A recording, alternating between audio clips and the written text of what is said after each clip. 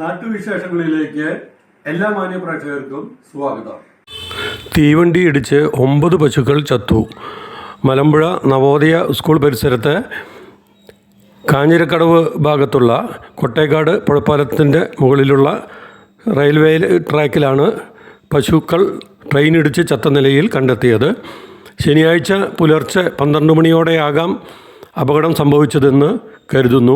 വിവരം അറിയിച്ചതിനെ തുടർന്ന് റെയിൽവേ ഉദ്യോഗസ്ഥരും പോലീസും സ്ഥലത്തെത്തി.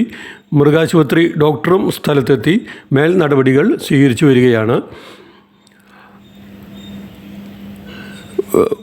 അലക്ഷ്യമായി കന്നുകാലികളെ അഴിച്ചുവിട്ട ഉടമയ്ക്കെതിരെ കേസെടുക്കുമെന്ന് അധികൃതർ അറിയിച്ചു.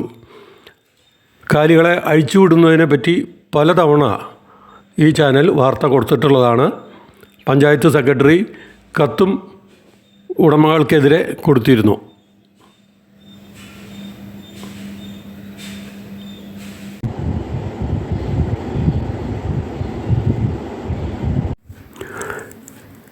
ഇന്ന് പുലർച്ചെ 12 മണിക്ക് പാലക്കാട് ജില്ലയിലെ മലമ്പുഴ നവോദയ സ്കൂൾ പരിസരത്തെ കാഞ്ഞിരക്കടവ് പ്രദേശത്തുകൂടെ പോകുന്ന റെയിൽവേ ട്രാക്കിൽ ട്രെയിനിടിച്ച് 9 പശുക്കൾ ചത്തു.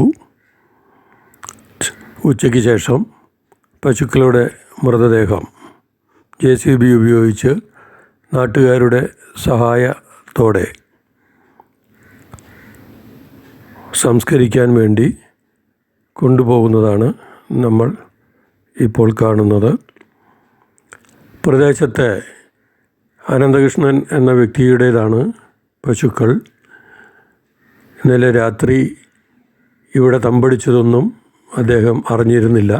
കാണാതായ പശുക്കൾക്ക് വേണ്ടി ഒത്തിരി തിരച്ചിൽ ഇന്നലെ രാത്രി തന്നെ നടത്തിയിരുന്നതായി അനന്തകൃഷ്ണനും പരിസരവാസികളും പറഞ്ഞു.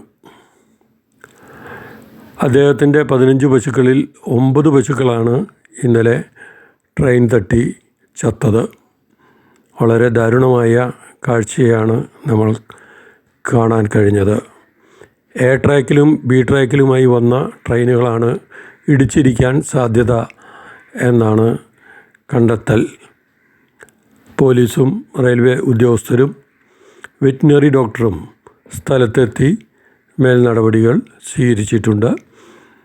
അലക്ഷ്യമായി കന്നുകാലികളെ അഴിച്ചുവിട്ട ഉടമകൾക്കെതിരെ നിയമപ്രകാരമുള്ള കേസെടുക്കുമെന്ന് അധികൃതർ അറിയിച്ചു.